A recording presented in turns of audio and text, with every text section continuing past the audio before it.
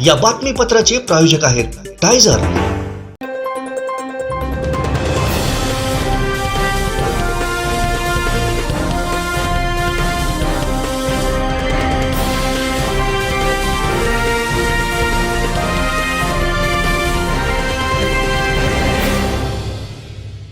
नमस्कार, आपण पाहताय कोकणचं नंबर 1 महा चॅनल कोकण साध लाईव्ह। बातमीपत्रात आपलं स्वागत। सुरुवात करूया हेडलाईन्सनं।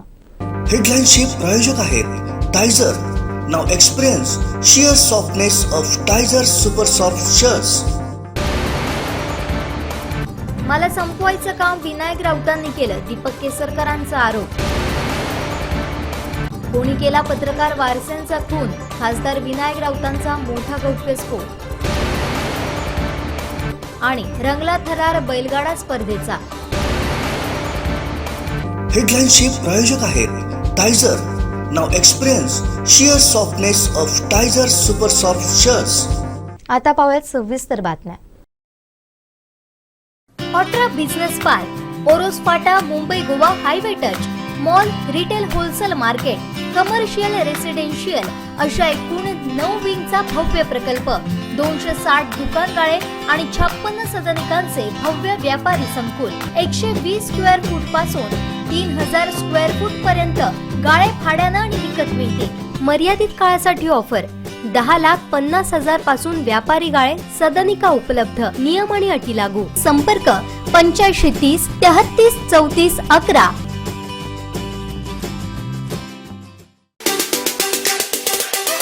आभार मानत होते, त्याने असं बोलावं हेच दुर्दैव आहे। माझं मंत्रीपद हे काय मला राऊतांनी अजिबात दिलेलं नाही आहे, उलट मला राज्यमंत्रीपद दिलं। त्यावेळेला उद्धव साहेबांनी स्वतः मला भेटून सांगितलं की तुम्हाला कॅबिनेट करायला पाहिजे होतं, परंतु या लोकांनी बाळासाहेबांच्यावर असलेल्या सिनियर मंत्र्यांनी काम केलेलं आहे, त्याच्यामुळे मी तुम्हाला राज्यमंत्री केलं। त्यांना माहिती होतं की बीजेपीने मला मंत्री करणार होते, कॅबिनेट मंत्री, आणि मला कोकणची जबाबदारी सुद्धा दिली असती। त्यावेळेला माझा एवढा बोलबाला कोकणामध्ये होता, मला पूर्णपणे राजकीयदृष्ट्या संपवण्याचं काम हे राऊतांसारख्या लोकांनी कदाचित पडद्याआडून केलं असेल, मला माहिती नाही। पण मी नेहमी वैभवांवर प्रेम केलेलं आहे, माझे सगळे अधिकार मी राऊतांना दिलेले होते, आणि तरी पण मी एवढी मोठी लढाई केली। तुम्हाला माहिती आहे अख्खं गोव्याचं मंत्रिमंडळ माझ्या विरोधामध्ये उतरलेलं होतं इथं, त्यात तरी मी निवडून आलो, तरी मला मंत्री नाही केलं, मला अजिबात वाईट नाही वाटलं। तरी पण मी शिवसेनेबरोबर राहिलो, उद्धव साहेबांच्या बरोबर चांगलं घडावं म्हणून त्यांचं आणि मोदी साहेबांची मीटिंग घडवून आणली, आणि एवढं केल्यानंतर सुद्धा ह्या लोकांनी खरं तर माझ्याबद्दल काहीच बोलता कामा नये। एवढं मी काम यांच्यासाठी केलेलं आहे। कधी हे कोकणामध्ये विजय होऊ शकलेले नव्हते, एवढा मोठा बंडा त्या ठिकाणी उठाव केल्यानंतर कोकणामध्ये शिवसेना पुन्हा एकदा रुजली, याचा सुद्धा ते विचार करत नाही।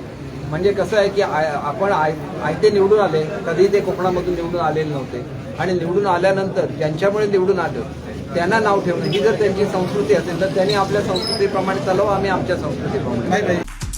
हे बातमीपत्र आणि आमच्या संपूर्ण दिवसभरातले अपडेट्स आपण पाहू शकता मोबाईल ॲपवर। लगेचच प्ले स्टोअर वर जा आणि डाउनलोड करा कोकण साध लाईव्हचं मोबाईल ॲप। अपघातासारख्या कोणत्याही इमर्जन्सीसाठी आता प्रवासाची रिस्क घेण्याची गरज नाही, कारण आता कणकवलीत सर्व अत्याधुनिक सुविधांनी सुसज्ज आहे डॉक्टर नागवेकर हॉस्पिटल आणि नर्सिंग होम। अत्याधुनिक ट्रॉमा केअर, अत्याधुनिक ambulance, trauma care surgeon, neurosurgeon उपलब्ध, रक्तपेढीची सुविधा, 20 किलोमीटर परिसरात ॲम्ब्युलन्सची मोफत सुविधा। डॉक्टर नागवेकर हॉस्पिटल आणि nursing home 24/7 emergency service. Mobile 9852 108 108 आणि 8803 108 108।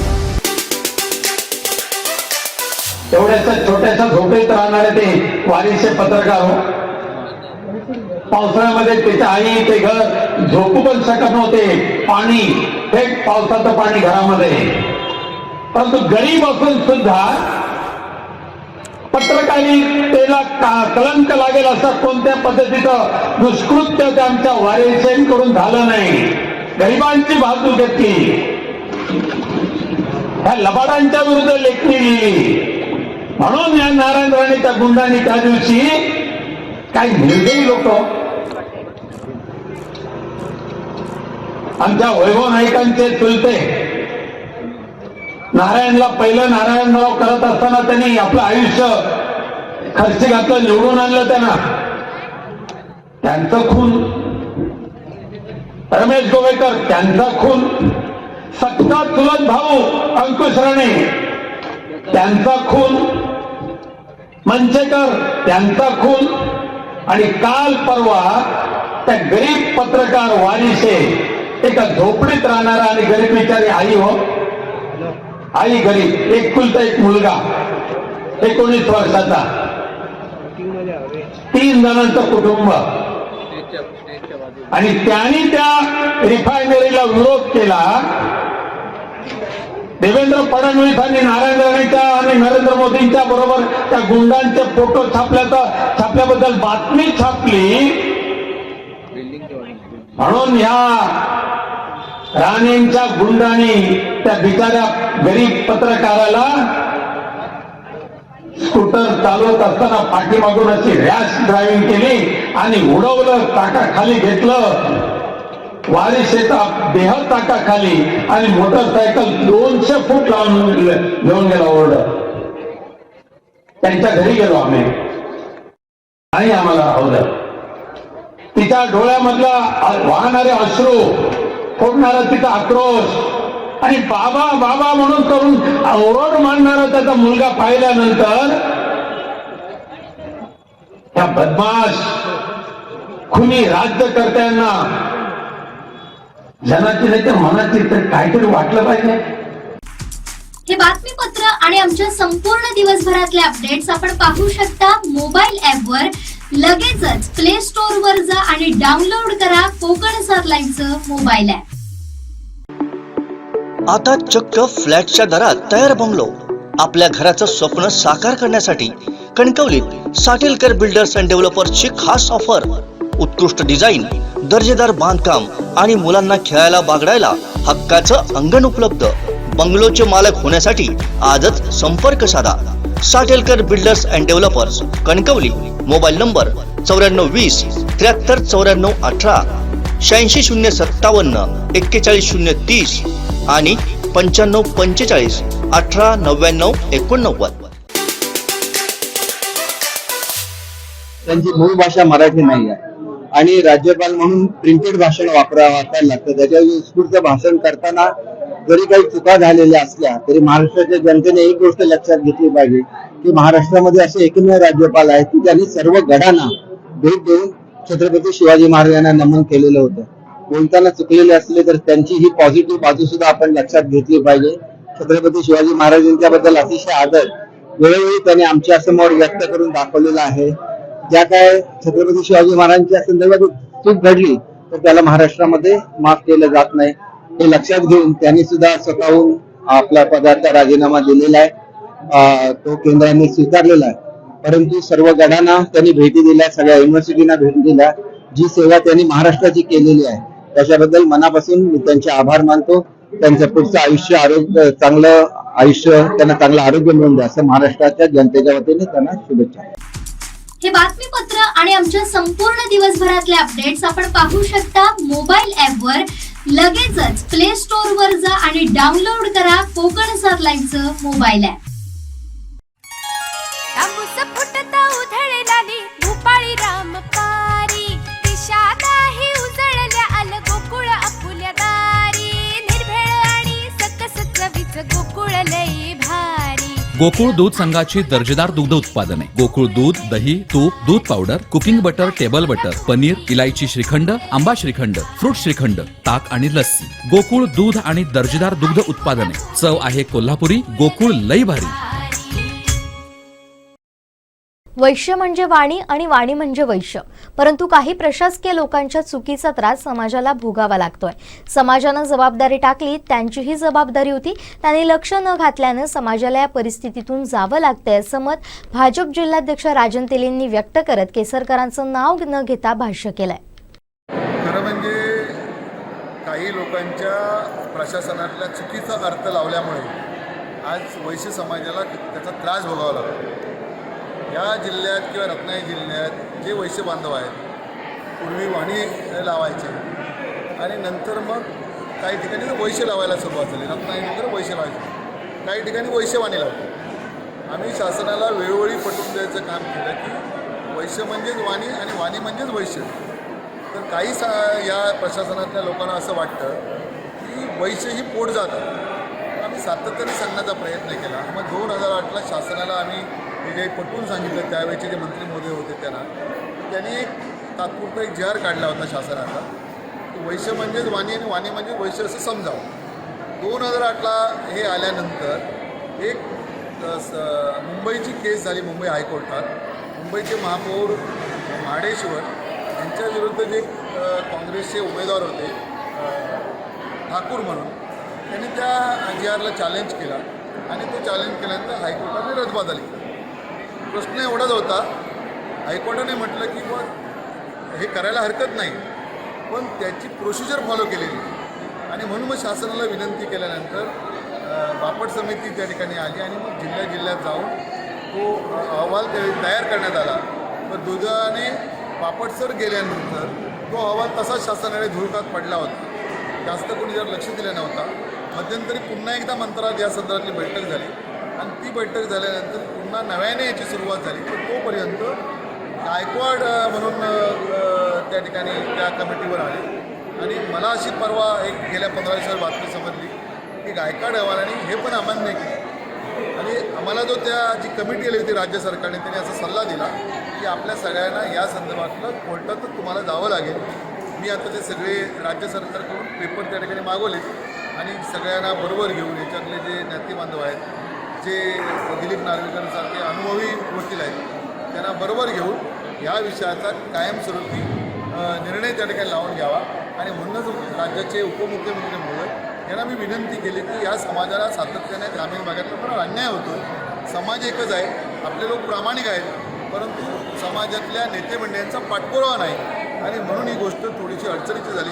आपल्याला यासाठी थोडंसं लक्ष द्यावं लागेल. त्यांनी आमची विनंती मान्य केली. त्यांच्या मार्गदर्शनाखाली पुढची जी दिशा आहे ती देवेंद्रांच्या मार्गदर्शनाने पुढे या समाजाला न्याय देण्यासाठी 100% भारतीय जनता पक्ष आम्ही या ठिकाणी प्रयत्न. असा नव्हता की ज्यांना समाजाने जबाबदारी टाकली आणि समाजाने सातत्याने निवडून दिलं, त्यांची जबाबदारी होते की शासनातला ते एक भाग आहे. मंत्री 2 वेळा राहिल्यानंतर जे कोण आहेत ते असतील, अन्य आमदार समाजातले असतील, त्यांनी याच्यावर लक्ष घातला पाहिजे होता. दुर्दैवाने तेवढा लक्ष न घातल्यामुळे समाजाला या सगळ्या गोष्टीतून दुर्दैवाने जावं लागतं. ही खरी गोष्ट आहे आणि तीच मांडण्याचा, खरं बोलण्याचा प्रयत्न केला.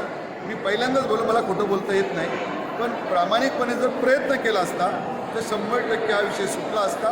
कारण हा विषय खरा आहे आणि तो सुटायला कुठल्या प्रकारची अडचण असण्याचं काही कारण नाही. पण आज मी भारतीय जनता पक्षाच्या वतीने लोकांना प्रॉमिस केले की 100% या विषयावर मार्ग, माझ्या नेत्यांचं मार्गदर्शन त्या ठिकाणी काढणार. हे बातमीपत्र आणि आमच्या संपूर्ण दिवसभरातले अपडेट्स आपण पाहू शकता मोबाईल ॲपवर. लगेचच प्ले स्टोअर वर जा आणि डाउनलोड करा कोकण 7 लाईव्हचं मोबाईल ॲप. तांबूस फुटता उधळलाली भूपाळी रामपारी, दिशा नाही उजळल्या आल गोकुळ आपुल्या दारी, निर्भेळ आणि सकस चवीच गोकुळ लई भारी. गोकुळ दूध संघाची दर्जेदार दुग्ध उत्पादने गोकुळ दूध, दही, तूप, दूध powder, cooking butter, table butter, paneer, इलायची श्रीखंड, आंबा श्रीखंड, फ्रूट श्रीखंड, ताक आणि लस्सी. गोकुळ दूध आणि दर्जेदार दुग्ध उत्पादने. चव आहे कोल्हापुरी. गोकुळ लई भारी.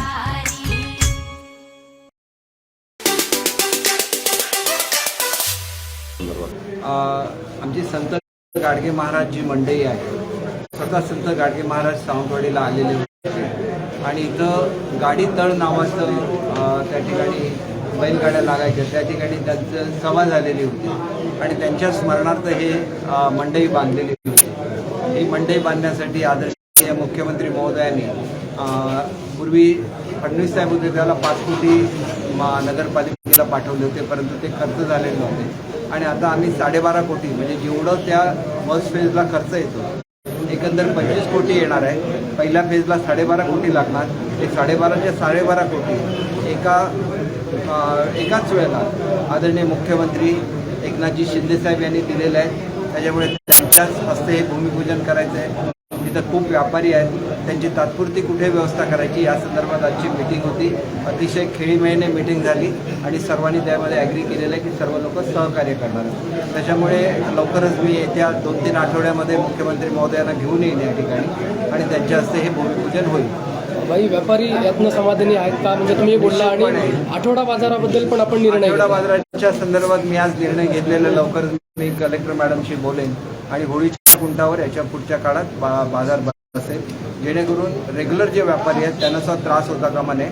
आणि तलावाच्या काठावर जे काय एकंदर मी एवढा काठ तो सुंदर केलेला आहे, पूर्वीच्या काळामध्ये तिथं सगळ्या स्टॉल्स होत्या, ते काढून सुंदर केलेला असा हा तलावाचा काठ एकदम विद्रूप दिसायला लागतो ज्याला त्या ठिकाणी आठवड्याचा बाजार भरतो आणि तलाव पूर्णपणे झाकून जातो. मोती तलाव हे सावंतवाडीचं आकर्षण क्षेत्र आहे आणि ते सावंतवाडीचं एका अर्थाने हृदय आहे असं म्हणायला काय हरकत नाही, कारण मोती तलावाच्या काठावर सावंतवाडी बसलेली आहे आणि त्याच्यामुळे तलाव विद्रूप होणं हे कधीही मला आवडणार नाही आणि त्याच्यामुळे लवकरच हे मार्केट शिफ्ट करण्याचा आम्ही निर्णय घेतला. हे बातमीपत्र आणि आमच्या संपूर्ण दिवसभरातले अपडेट्स आपण पाहू शकता मोबाईल ॲपवर. लगेचच प्ले स्टोअर वर जा आणि डाउनलोड करा कोकण 7 लाईव्हचं मोबाईल ॲप. तांबूस फुटता उधळलेली भूपाळी रामपारी, दिशा नाही उजळल्या आल गोकुळ आपुल्या दारी, निर्भेळ आणि सकस चवीचं गोकुळ लई भारी. गोकुळ दूध संघाची दर्जेदार दुग्ध उत्पादने गोकुळ दूध, दही, तूप, दूध powder, cooking butter, table butter, paneer, इलायची श्रीखंड, आंबा श्रीखंड, फ्रूट श्रीखंड, ताक आणि लस्सी. गोकुळ दूध आणि दर्जेदार दुग्ध उत्पादने. चव आहे कोल्हापुरी. गोकुळ लई भारी.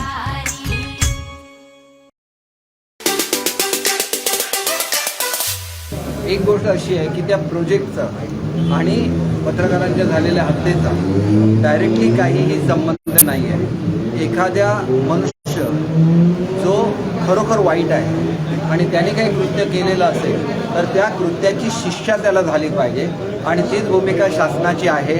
आज माझ्या समक्ष SP साहेबांची, तिथले SP जे आहेत रत्नागिरीचे, त्यांच्याशी मुख्यमंत्री महोदय स्वतः बोललेले आहेत आणि अत्यंत कडक अशी कारवाई त्याच्यावर करण्यासंदर्भातल्या सूचना दिलेल्या आहेत. त्याला कुठल्याही परिस्थितीमध्ये शिक्षा झाली पाहिजे म्हणून त्याच्यावर गुन्ह्याचा खटलासुद्धा दाखल करण्यात येणार आहे आणि लवकरच त्याला त्याची शिक्षा भोगायला लागेल. मगाशी तुम्ही मला एक प्रश्न विचारलेला होता अजितदादांच्या संदर्भात आणि अजितदादांनी असं म्हटलं होतं की शिवसेनेच्या विरोधात जाऊन निवडून येता येत नाही. तर मी तुम्हाला माझं स्वतःचं उदाहरण मगाशी दिलेलं होतं की मी ज्याला राष्ट्रवादीची सीट 2 वेळा पडली सावंतवाडीची, त्याच्यानंतर मला सीट दिली, राष्ट्रवादीची सीट सावंतवाडीमध्ये निवडून आली. एकेकाळी शिवसेनेचा बालेकिल्ला सिंधुदुर्ग जिल्हा होता. नारायण राणे साहेब बाहेर गेल्यानंतर शिवसेना एकही सीट कोकणामध्ये निवडून आणू शकली नाही. फक्त एक श्याम सावंतांचा अपवाद वगळता प्रत्येक सीट या ठिकाणची पडली. मी त्याच्यानंतर शिवसेनेची एवढी केविलवाणी परिस्थिती सिंधुदुर्ग जिल्ह्यामध्ये होती की संपूर्ण जिल्ह्यामध्ये जिल्हा परिषद, पंचायत समिती आणि नगरपालिका मिळून फक्त 45,000 मतं मिळत होती ह्या जिल्ह्यामध्ये शिवसेनेला. आणि मी ज्यावेळेला बाहेर पडलो राष्ट्रवादीमधून त्यावेळेला राष्ट्रवादीला 1,65,000 मतं मिळत होती आणि राष्ट्रवादीतून मी एकटा बाहेर पडलो. माझ्यावर अख्खी राष्ट्रवादी बाहेर पडली, शिवसेनेमध्ये गेली आणि त्या शिवसेनेला 1,65,000 मतं मिळायला लागली. त्याच्यावर लोकांची सुद्धा कामं असतात, त्यांची तत्त्वं असतात आणि विशेषतः अजितदादा असताना जो अन्याय कोकणावर झालेला आहे कोणीही विसरू शकणार नाही. अजितदादांचे माझे अत्यंत जिव्हाळ्याचे संबंध आहे. मी सगळ्यात जास्त रिस्पेक्ट ज्यांना देतो त्याच्यापैकी एक दादा आहेत. त्यांनी आमच्या नियोजन मंडळाचं 2,50,000वरून 1,40,000वर आमचं बजेट आणलं. आमचे 450 कोटी चांदा ते बांधा योजनेचे परत घेतले आणि मी ज्यावेळेला एवढ्या तळमळून बोललो, कोकणातल्या प्रत्येक माणसाने त्यांच्या हृदयापर्यंत ते भाषण केलं. त्या भाषणाची ज्यावेळेला टिंगल करत होते अजितदादा, त्यावेळेला समोर बसून आदित्य ठाकरे आणि परब हसत होते आणि हे यांचं कोकणावरचं प्रेम आणि ही कोकणाबद्दलची यांची आस्था, हे जे काय बढाया मारतात ना, ह्या बढाया टिकणार नाही. बाळासाहेबांच्या विचारापासून लांब गेले. काँग्रेस राष्ट्रवादीबरोबर बाळासाहेब असते तर कधी युती केली नसती. खरं तर स्वतः उद्धवसाहेब बाहेर पडणार होते आणि पुन्हा एकदा युतीमध्ये येणार होते. ते सुद्धा कदाचित ह्याच लोकांनी दबाव टाकून त्यांना करायला दिलं नाही, नाहीतर आजचा प्रसंग उद्भवलाच नसता. आम्ही त्यावेळेला सुद्धा सांगत होतो, माझं आसाममधलं भाषण काढून बघा. आज सुद्धा सांगा की आम्ही काँग्रेस आणि राष्ट्रवादीची बरोबरची आघाडी तोडली. आज सुद्धा आम्ही पुन्हा महाराष्ट्रामध्ये सगळेजण येतो, तुमच्या नेतृत्वाखाली काम करतो. कशाला म्हणता तुम्ही आम्ही उतरवलं म्हणून? कशी म्हणण्याची तुमची हिंमत होते? तुम्ही त्यांच्या संपूर्ण शिवसेना संपवून टाकली. 3 वेळा शिवसेना तुम्ही फोडलेली आहे, आम्ही नाही फोडली. 3 वेळा फोडून समाधान नाही झालं म्हणून अशा तऱ्हेने शिवसेना संपवण्याचा तुम्ही प्रयत्न केला. त्यावेळेला बाळासाहेबांच्या विचाराबरोबर राहून आम्ही शिवसेना टिकवलेली आहे आणि म्हणून ग्रामपंचायतीमध्ये 5व्या क्रमांकावर गेलेली होती ज्यावेळेला उद्धवसाहेब सत्तेवर होते त्यावेळेला. आणि आता त्याच ग्रामपंचायतीमध्ये दुसऱ्या क्रमांकावर बाळासाहेबांची शिवसेना आहे. याला म्हणतात बाळासाहेबांचे विचार, आणि ते विचार घेऊन आम्ही निश्चितपणे महाराष्ट्रामध्ये काम करू आणि महाराष्ट्राच्या जनतेचा पूर्णपणे विकास करू याची मी ग्वाही देतो. काही मोदींसोबत जी बैठक झाली त्याचे साक्षीदार तुम्ही होता. उद्धव साहेब आत होते आणि अजित पवार बाहेर होते असं तुम्ही त्यांना म्हणाला. त्याचं काय वाटलंही नाही. दोघांनाही बाहेर ठेवलं होतं आणि मोदी साहेब एकट्या उद्धव साहेबांच्या बरोबर बोलले आणि उद्धव साहेबांनी कबूल केलेलं होतं की मी महाराष्ट्रात पोचल्याबरोबर राजीनामा देतो आणि आपण बीजेपी आणि सेनेचं एकत्र गव्हर्नमेंट बनवूया. त्यांनी आपला शब्द मोडला. ह्याला काय माझा इलाज नाही, परंतु माझं जे कर्तव्य होतं तर माझं कर्तव्य मी केलेलं आहे आणि आम्ही एवढं प्रेम करत होतो त्यांच्यावर. त्यांनी त्यावेळची संधी घ्यायला पाहिजे होती, कारण शेवटी महाराष्ट्राच्या जनतेने भाजप सेना युतीला निवडून दिलेलं होतं, काँग्रेस आणि राष्ट्रवादीला पराभूत केलेलं होतं आणि जनतेचा कौल मानूनच राजकारण. हे बातमीपत्र आणि आमच्या संपूर्ण दिवसभरातले अपडेट्स आपण पाहू शकता मोबाईल ॲपवर. लगेचच प्ले स्टोअर वर जा आणि डाउनलोड करा कोकण 7 लाईनचं मोबाईल ॲप. अरे I'm pretty sure right say we'll reach faster. I was here 2 days ago. It's faster from the left. No यार, it's the right. You can't always be right, Natina. Turn right.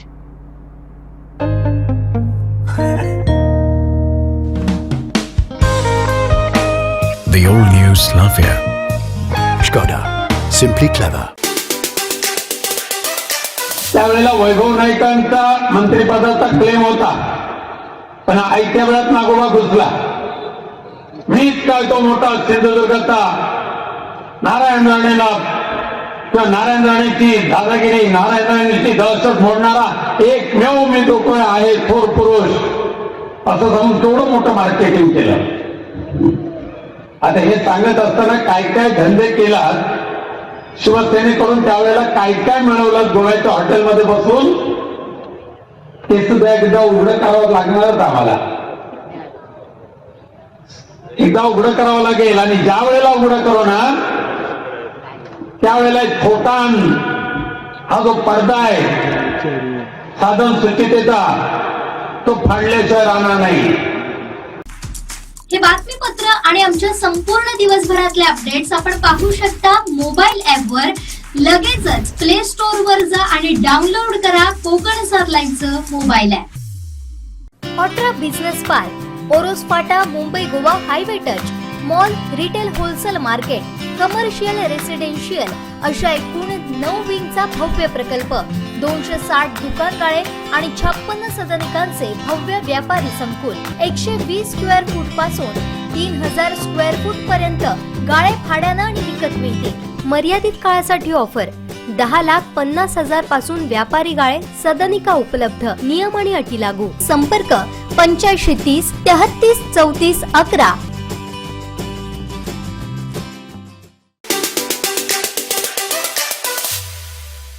आमका metre दिले आणि पूण हे light connection जोडून देऊक नाही आमका आणि बिला मात्र 4 महिन्याची इली आणि हे नाही पॉल हाडून टाकले आणि त्यांचे आमका पैसे मागतात. आम्ही काय करूचं आता त्याच्यावर. आता आमका आता लाईट आम्ही आता अर्ज केलं.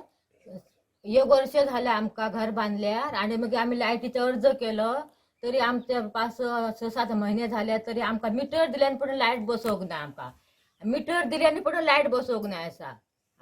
आणि जबरदस्तीने आम्ही आता बिला दिली तरी पण आम्ही जबरदस्तीने भरतो बिला, किती आमका भीतीमुळे. आम्ही 2 बायल माणसं असो, एक सासू माझी 90 वर्षाची, दोघं असो घरात आम्ही.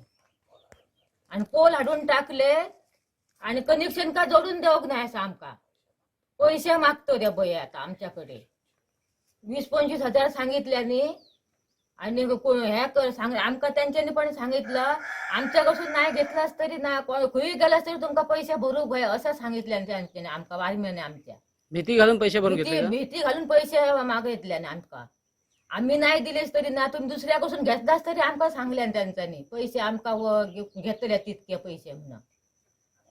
आम्ही आता करूचा तरी काय आता मीटर दिल्याने पण काय लाईटीची काही जाग नाही, काय नाही, बाकी काय नाही आमका ह्या करू.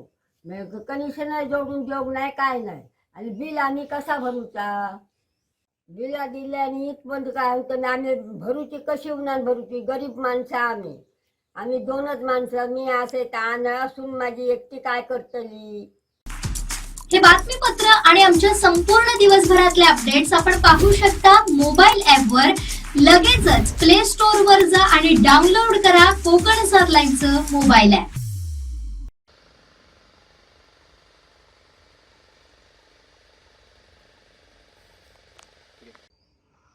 Guys, either you are happy, unhappy, successful, unsuccessful, satisfied, unsatisfied. There is a reason whatever you are being today. If you want to find a reason of your unhappy life, you should align with nature. You can see heavenly atmosphere here in Devgarh. You can experience here and bring out a reason of your happy life. येवा कोकण आपलोच असा.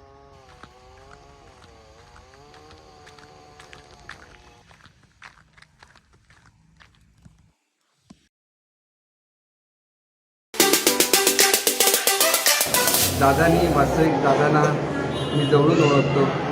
दादा सुस्वभावी आहे, परंतु सत्तेमध्ये एकत्र असल्यानंतर आणि सत्ता गेल्यानंतर अशा तऱ्हेच्या स्टेटमेंट काढणं हे किती चुकीचं आहे. कारण मी स्वतः राष्ट्रवादीचा म्हणून 2 वेळा उमेदवार पडलेले होते.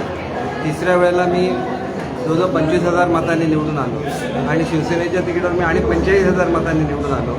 मी ज्या वेळेला शिवसेनेमध्ये राष्ट्रवादीमध्ये होतो त्याला राष्ट्रवादीला जवळजवळ 1,65,000 मतं जिल्ह्यामध्ये मिळत होती आणि शिवसेनेला अवघी 45,000 मतं मिळत होती. मी ज्यावेळेला पक्ष बदलला त्यावेळेला शिवसेना 1,65,000 मतावर होती. त्याच्यामुळे व्यक्तिगत कामसुद्धा असतं आणि ती जी पुण्याई असते ही सुद्धा पक्षाच्या मागे उभी राहत असते. त्याच्यामुळे मला अशा गोष्टी फारशा पटणार नाहीत. एक गोष्ट निश्चितपणे आहे की बाळासाहेबांच्या नावाने उभे राहिलो म्हणून बाळासाहेबांच्या विचाराबरोबर राहिलो, नाहीतर मग आम्ही काँग्रेस आणि राष्ट्रवादीच्या विचाराबरोबर गेलो असतो. राष्ट्रवादी का सोडली हे माझं मला माहिती आहे आणि त्याच्यामुळे मला असं वाटतं की ज्यावेळेला आम्ही निवडून येतो आणि आम्हाला जर नाहीतर आम्ही भाजपमध्ये जाऊ शकलो असतो. बाळासाहेबांच्या विचाराबरोबर राहिलो एवढंच नाही तर उद्धव साहेबांना वारंवार सांगितलं की तुम्ही काँग्रेस आणि राष्ट्रवादीची साथ सोडा, तुम्हीच मुख्यमंत्री राहा.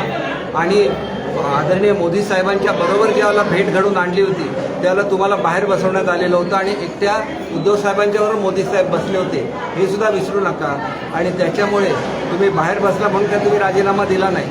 त्यावेळेला काय बोलणी झाली हे मला माहिती आहे, कारण ही भेट घडवून आणण्यामध्ये माझासुद्धा वाटा होता. आणि त्याच्यामुळे या गोष्टी जी महाराष्ट्र सांगून महाराष्ट्राच्या जनतेची दिशाभूल करू नका.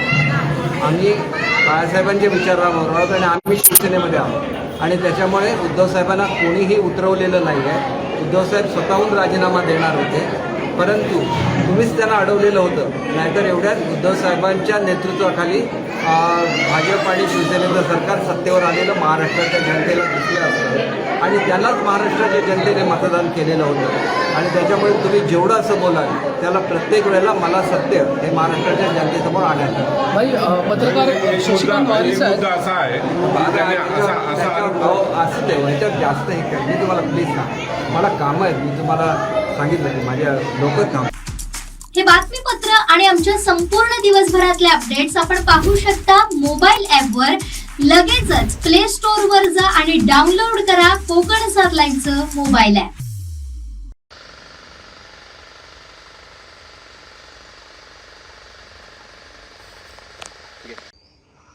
Guys, either you are happy, unhappy, successful, unsuccessful, satisfied, unsatisfied. There is a reason whatever you are being today. If you want to find a reason of your unhappy life, you should align with nature. You can see heavenly atmosphere here in Devgarh. You can experience here and bring out a reason of your happy life. येवा कोकण आपलोच असा.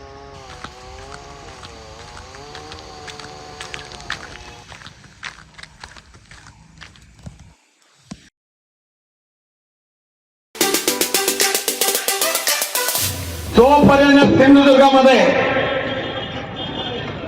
शिवसेनेच्या ताब्यामध्ये सत्ता होती तोपर्यंत यांच्या दादागिरीला पायबंद होता. परंतु आता नारायण राणे मिश्रित भाजप झाला. जुने भाजप गेले फेकून, दिसतच नाही बिचारे. मध्ये मध्ये ते प्रमोद देतात, टिव करतात कधी कधी, पण ते पण आता गुल नाही. ह्या जिल्ह्यातल्या जुन्या जाणत्या भारतीय जनता पक्षाच्या कार्यकर्त्यांच्या तोंडचा घास हिरावून घ्यायचा आणि मग नारायण राणे असतील, दीपक केसरकर असतील, ऐकत्या वेळात नागोबा बसून आपला स्वार्थ कसा साध्य करायचा. आज तुम्ही जी मंडळी आलेली आहात ना, ह्या भारतीय जनता पक्षाला कंटाळून नव्हे, ह्या जिल्ह्यामध्ये बाडग्यानं कंटाळून तुम्ही या शिवसेनेच्या परिवारामध्ये आलेला आहे. कारण भारतीय जनता पक्षाचा बाडग्यांचा पक्ष ह्या सिंधुदुर्गामध्ये राहिलेला आहे.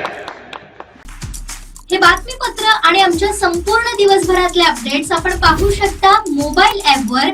लगेचच प्ले स्टोअर वर जा आणि डाउनलोड करा कोकण 7 लाईव्हचं मोबाईल ऍप. ऑट्रा बिझनेस पार्क, ओरोस फाटा, Mumbai Goa highway touch, mall, retail wholesale market, commercial residential अशा एकूण 9 विंगचा भव्य प्रकल्प, 260 दुकानगाळे आणि 56 सदनिकांचे भव्य व्यापारी संकुल, 120 स्क्वेअर फूट पासून 3000 स्क्वेअर फूट पर्यंत गाळे भाड्यानं आणि विकत मिळतील. मर्यादित काळासाठी ऑफर, 10,50,000 पासून व्यापारी गाळे, सदनिका उपलब्ध. नियम आणि अटी लागू. संपर्क 8530 33 34 11.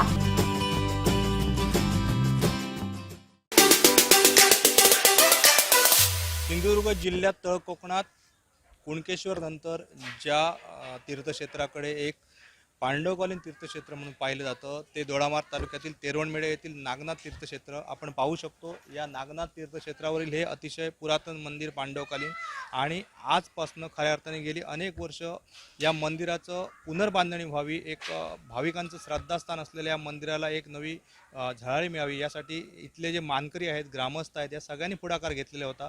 मध्यंतरी कोरोनाची 2 वर्ष गेली, मात्र यावर्षी अगदी शिवरात्रीच्या तोंडावरच खऱ्या अर्थाने श्री गणेशा या लोकांनी केला या मंदिराच्या पुनर्बांधणीला असं म्हणायला हरकत नाही. आपण थेट त्यांशी संवाद साधूया. सगळे मानकरी मंडळी आहेत, ग्रामस्थ आहेत, या देवस्थान कमिटीचे अध्यक्ष सुद्धा आहेत. साहेब, काय सांगाल, गेली अनेक वर्ष या मंदिर नूतन बांधणीची चर्चा सुरू होती, कधी मंदिर बांधणीला सुरुवात होते याबाबत अनेक प्रश्न उपस्थित होते, मात्र आज खऱ्या अर्थाने तुम्ही जे सगळे ग्रामस्थ आहेत, मानकरी आहेत, सगळ्यांनी एक निर्धार केला आणि आजपासून पुनर्बांधणीचा शुभारंभ केला असं म्हणायला हरकत नाही. कारण जुनं मंदिर जे आहे ते या ठिकाणी आपण आज उतरतोय आणि नवीन बांधणीचा या ठिकाणी शुभारंभ करतोय. काय सांगा? एक मिनिट असं या दिवसामध्ये आज गेली 10 वर्ष आम्ही हा संकल्प मनात धरून होतो की आज मंदिराची उभारणी करायची, उद्या हे जीर्णोद्धार आमचा विचार चालूच होता. परंतु काही तांत्रिक अडचणीमुळे थोडंसं राहिलेले होतं. परंतु आज आमच्या मनात एक अशी आम्ही निश्चय केला, त्यांनी गावच्या मानकरी किंवा पंचकोशीतील ग्रामस्थ म्हणा, इतर भाविक मिळून आम्ही आज सुरुवात केलेली आहे की आज मंदिर उतरल्यानंतर किंवा एक सुरुवात झाल्यानंतर येणारे भाविक स्वहस्ते सडहस्ते त्यांनी आमच्या मंदिरासाठी काहीतरी मदत करावी ही आमची पूर्वापासूनच इच्छा आहे आणि सगळ्या भक्तगणांच्या माध्यमातून हे मंदिर व्हावं अशी आमची इच्छा होती. नक्कीच कसं एकूण स्वरूप असेल नवीन जीर्णोद्धार झाल्यानंतर मंदिराचं, आणि यावेळी जी शिवरात्र उत्सव आहे अगदी आठवड्यावर येऊन ठेपलेला आहे, काय आपण नियोजन केलं? नियोजन आम्ही आता बरगतचं आमचे तिन्ही गावचे लोक, ग्रामस्थ म्हणा, मानकरी म्हणा किंवा इतर आमचे पंचकोशीतील जनता म्हणा किंवा भाविक तुमच्यासारखे असं आम्ही भाविकच त्यांना आता म्हणू शकतो किंवा राजकीय लोक किंवा इतर क्षेत्रातले लोक, सामाजिक कार्यात भाग घेणारे असे, मग त्यांनी सहकार्य मिळूनच आम्ही आता करणार आहोत. साधारण किती खर्च अपेक्षित आहे आणि या मंदिराची भव्य दिव्यता असेल ती कशी असणार? ह्या मंदिराची भव्य दिव्यता आम्ही हे अनंत आहे याचं आम्ही हे करू शकत नाही की गणना की आज बा एवढ्या रकमेमध्ये हे होईल, पण आज साधारण आम्ही अंदाजे 2 ते 2.5 कोटीचा प्लॅन इथे आहे. म्हापशाचे आमच्याकडे नंदन सावंत म्हणून इंजिनियर आहेत, त्यांनी काढलेला प्लॅन आहे. अजून आम्ही कॉन्ट्रॅक्टर वगैरे नेमलेला नाही आहे, ते पण भाविक किंवा इतर भक्तगणांच्या माध्यमातून आम्ही ते सहकार्याने करणार आहोत. काय आवाहन कराल भक्तगणांना? कारण लाखो भाविक आहेत नागनाथचे आणि भक्तांच्या हाकेला धावणारा नागनाथ, पांडवकालीन हे नागनाथ तीर्थक्षेत्र आणि अनेक वर्षांचा इतिहास या तीर्थक्षेत्राला आहे. काय आव्हान कराल?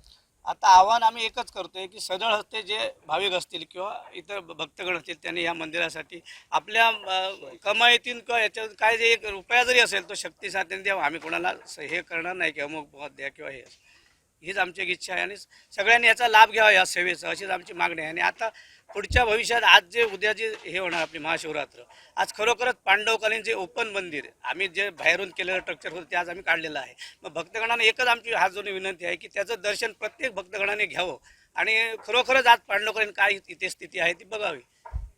नक्कीच युवा वर्ग सुद्धा या ठिकाणी आहे. काय सांगाल, काय आव्हान कराल भाविकांना, एकूणच संपूर्ण या सगळ्या परिसरातील लोकांना? ह्या पंचक्रोशीतील म्हणा, नाहीतर दोडामार्ग तालुका, परत रत्नागिरीपर्यंत पण कोकणातली लोक या दर्शनासाठी आधीपासून येत आहेत. अगोदर रत्नागिरी जिल्हा होता, ज्यावेळी रत्नागिरी जिल्हा त्यावेळी त्या साईडने पण गाड्या वगैरे यायच्या. काही लोक इथपर्यंत त्यावेळी गाड्या नव्हत्या, गाड्या दोडामार्गपर्यंत होत्या. दोडामार्गवरून बैलगाडीने लोक यायची इथे. असं पहिले आमचे पूर्वज किंवा आमचे आजोबा अशी ही लोक आम्हाला सांगायची. तर गोवा, कर्नाटक इथून पण लोक यायची.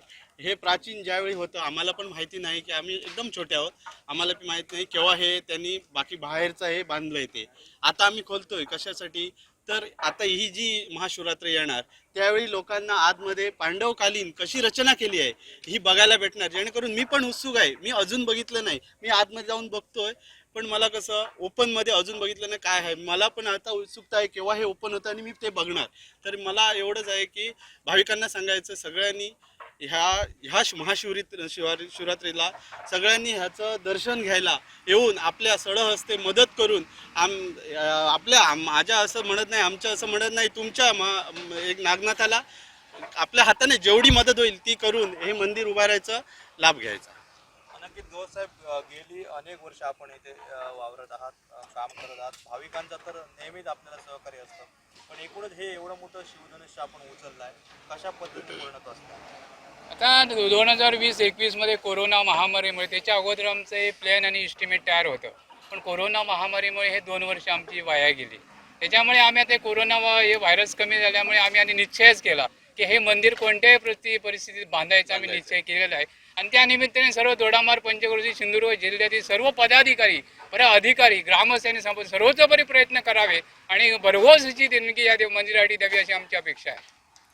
पांडवकालीन मंदिर आहे आपल्या ह्या तालुक्यामध्येच नव्हे तर पूर्ण जिल्ह्यामध्ये, गोव्यामध्ये असतील किंवा कर्नाटक आणि महाराष्ट्राचे सगळे भाविक या ठिकाणी शिवरात्रीच्या निमित्तानं कायम दरवर्षी या ठिकाणी येत असतात. त्याचबरोबर दर सोमवारी या ठिकाणी हजारो भाविक आपली मनोभावे देवाची पूजा करण्यासाठी कायम सातत्याने येत असतात. आणि सगळ्यांचंच म्हणणं होतं की हे पांडवकालीन पूर्वीचं देवस्थान आहे आणि त्याचा जीर्णोद्धार व्हावा, त्याला स्वरूप मोठं मिळावं अशी प्रत्येकाची ह्या ठिकाणी इच्छा होती.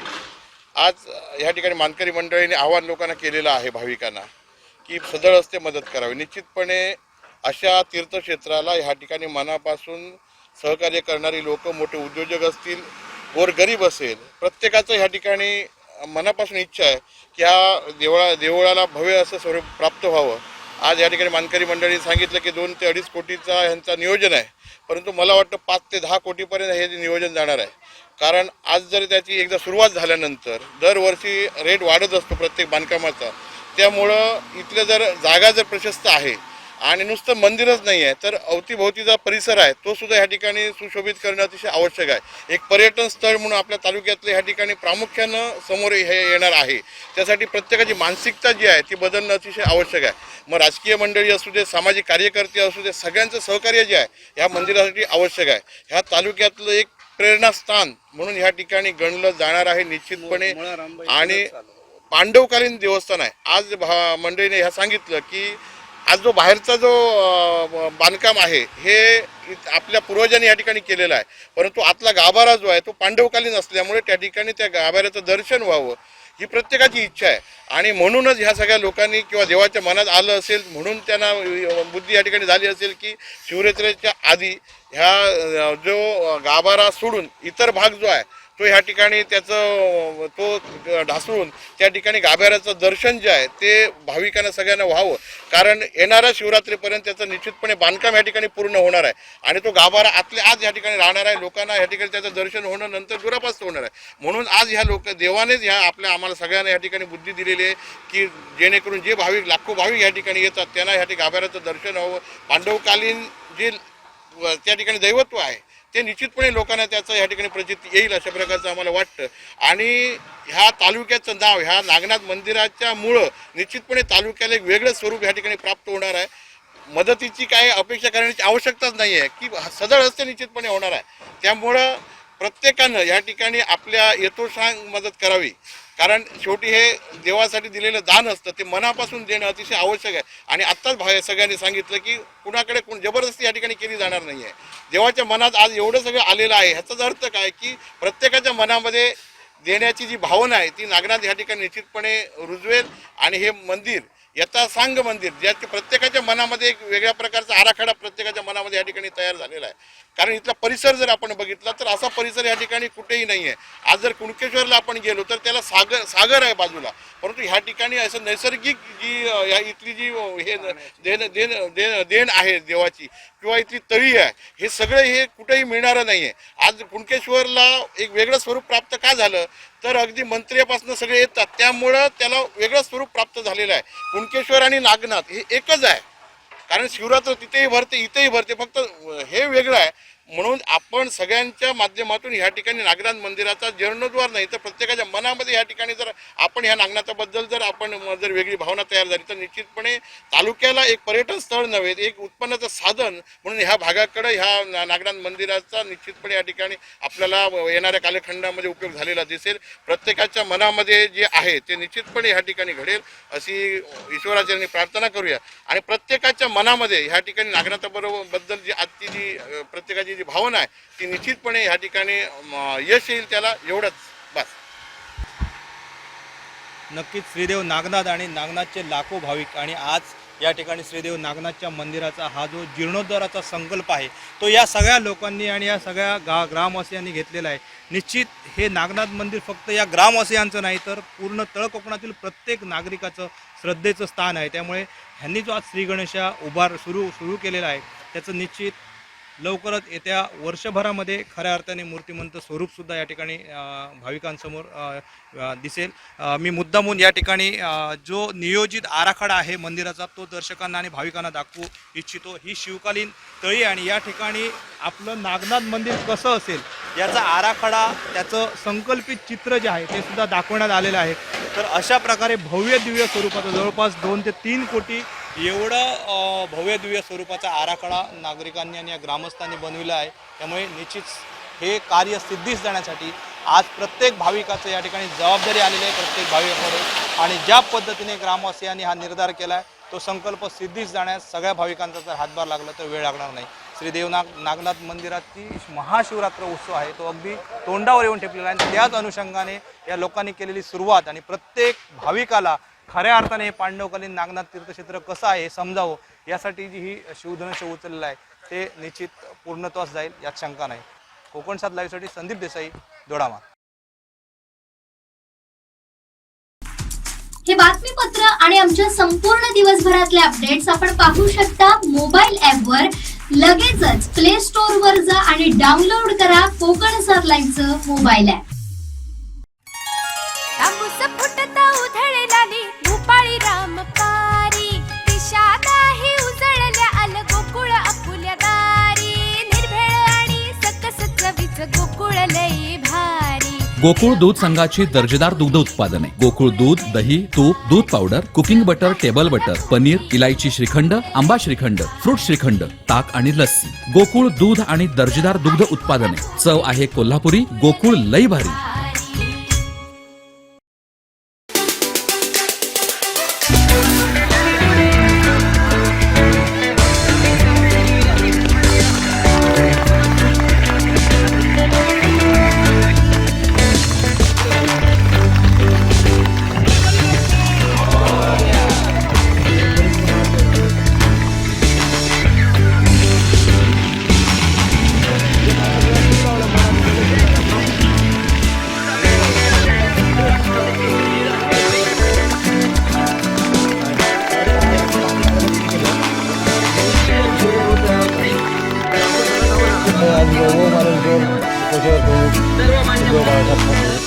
आणि एक चांगला उपक्रम घेतलेला आहे. त्या निमित्ताने आज वेगवेगळे जे खेळाडू आहेत ते या शहरातनं घडावेत अशी आमची इच्छा आहे. समीर केतकर जे आहेत कैलासवासी, हे त्यांची एक आज आम्हाला उणीव असते ह्या कार्यक्रमात. तर असेच त्यांनी वेगवेगळे कार्यक्रम घेऊन ह्या कणकवलीसाठी काहीतरी करावं ही आमची इच्छा आहे आणि सर्व खेळाडूंना बद्दल आपल्या शुभेच्छा आहेत. मंडळाचं उद्देश हेच असतं की ज्यावेळी सगळे खेळाडू येत असतात त्यांना प्रोत्साहन देणं, त्यांना कुठेतरी पुढे या स्पर्धेला वाव देणं, या स्पर्धेतून ते कुठेतरी मोठ्या क्षेत्रात जाऊन खेळणं हे आमचं प्रत्येक वर्षी ठरलेलं असतं. आणि प्रामुख्याने मी सांगेन की ह्या स्पर्धेसाठी जे राबलेले आमचे जे सगळे मित्रमंडळी आहेत त्यांच्या आधी मी मनपूर्वक सर्वांचे आभार मानतो. आणि ह्या स्पर्धा ह्या दरवर्षी आम्ही घेतच असतो. त्याबरोबर एक समाजोपयोगी सगळे कार्यक्रम असतील, मग ते आरोग्यातील असतील, क्रीडा असतील किंवा आणि कुठल्याही क्षेत्रातले असतील ते आम्ही सतत घेत असतो. आणि ह्यासाठी महत्त्वाचं मी म्हणजे जे माझे मदतकार्य जे मला नेहमी करत असतात, जे वैभव मालंडकरसाठी जे त्याच्या पाठी हात त्यांनी जो ठोपटलेला आहे सगळ्यांनी, त्यांच्या आधी मी मनपूर्वक आभार मानतो. तसेच या खेळाडूंचे सर्वांचे आभार मानतो. हे सगळीकडे खेळ आलेले आहेत आणि सगळ्यांना मिळून ही जी स्पर्धा मोठी आणि उज्ज्वल ह्याच्यापेक्षाही मोठी करायची ही आम्ही जिद्द ठेवलेली आहे. आणि आमच्या मंडळामार्फत या सगळ्या सहकाऱ्यांसोबत घेऊन ह्यापेक्षाही मोठे उद्दिष्ट आपण ह्या स्पर्धेच्या माध्यमातून गाठणार आहे. आणि मी सर्वांचे आभार मानतो की सगळ्यांनी आपल्याला मदतकार्य केलेलं आहे त्यांचं सर्वांचं. धुमाळे घराणं म्हटलं की गरजूंना मदत करणारं घराणं हे ठरलं जातं. सगळेच धुमाळे कुटुंबीय नेहमीच लोकांच्या मदतीला धावून येत असतात. आता समाजकारण करायचं म्हटल्यावर त्यासाठी राजकारण हे असलं पाहिजे, त्याशिवाय ते सगळंच होऊ शकत नाही. त्यामुळे एक चांगला उपक्रम म्हणून आपण त्या क्षेत्रात पदार्पण करायचं ठरवलं आहे. ह्या क्रिकेट स्पर्धेत टेमवाडी आयोजित क्रिकेट स्पर्धा 2023 कणकवलीतले युवा पिढी आणि खेळाडू हे कुठेतरी ह्यांनी कुठेतरी नाव आपलं उज्ज्वल केलं पाहिजे, हाच आमचा उद्देश आहे. आम्ही नेहमीच त्यांना प्रोत्साहित करतो आणि त्यांना आम्ही शुभेच्छा देतो. पुढे ह्या मंडळाने पुढे मोठ्या स्तरावर स्पर्धा आयोजित कराव्या, राज्यस्तर असेल आणि मोठे खेळ असतील, दुसरे खेळ असतील, एवढीच माझी अपेक्षा आहे आणि त्यांना मी शुभेच्छा देतो. हे बातमीपत्र आणि आमच्या संपूर्ण दिवसभरातले अपडेट्स आपण पाहू शकता मोबाईल ॲपवर.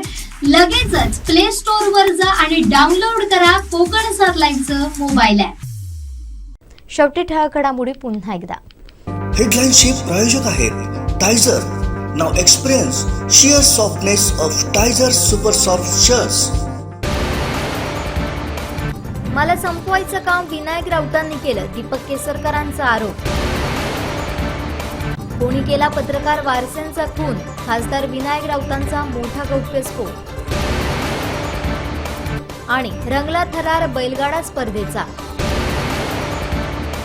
हेडलाईनचे प्रायोजक आहेत Tiger. Now experience sheer softness of Tiger Super Soft Shirts. बातमीपत्रात वेळ झाली इथेच थांबण्याची. पाहत रहा कोकणचं नंबर 1 महा चॅनल कोकण 7 लाईव्ह. धन्यवाद.